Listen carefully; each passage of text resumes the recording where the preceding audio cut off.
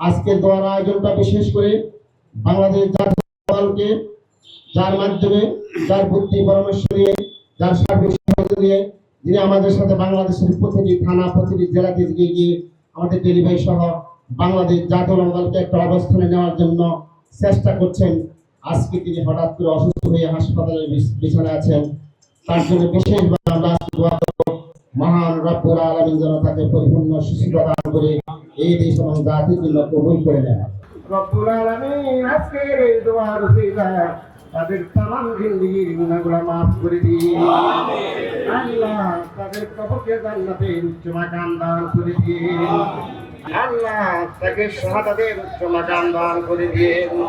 আয় রব্বুল আলামিন তার কলিজার টুকরা স্ত্রীর ছোট ছেলে আল্লাহ ফেরাসাত হাসিনা বিভিন্ন নির্যাতনের মাধ্যমে শাহাদাত বরণ করছে। আল্লাহ মেহেরবানি করে তুমি তাকে শহীদ হিসেবে কবুল আর মঞ্জুর করে নিয়ে আল্লাহ আজকের এই দোয়াকে কবুল আর মঞ্জুর করে নিয়ে সুবহান রাব্বিকা রাব্বিল ইজ্জাতি আম্মা ইয়াসিফুন ওয়া সালামুন আলাল মুরসালিন ওয়ালহামদুলিল্লাহি রাব্বিল আলামিন। বিহাক্কি কালিমাতি লা ইলাহা ইল্লাল্লাহ মুহাম্মাদুর রাসূলুল্লাহ।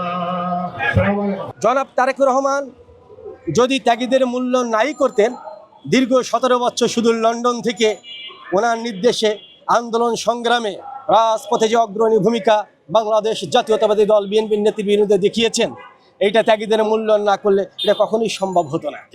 অতএব উনি সবসময় ত্যাগীদের মূল্যায়ন করেছেন, ত্যাগীদের মূল্যায়ন করবেন, কারণ উনি এদেশের জনগণের প্রাণের নেতা। ইনি এদেশের সবচেয়ে বড় রাজনৈতিক দলের নেতা।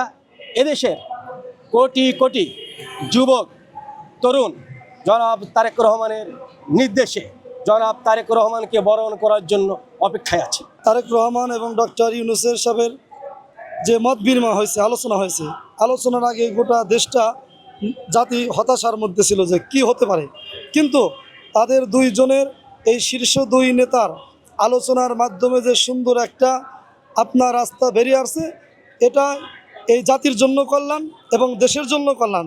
এর জন্যই গণতান্ত্রিক আমি যারা জনগণ দেশকে যারা ভালোবাসে তারা স্বতঃস্ফূর্তভাবে এটা সাদরে গ্রহণ করেছে এবং তারা সকলেই মনে করছি আমরা যে আমরা একটা মুক্তির রাস্তা পেয়েছি এবং আমাদের দেশের জন্য ভালো হবে।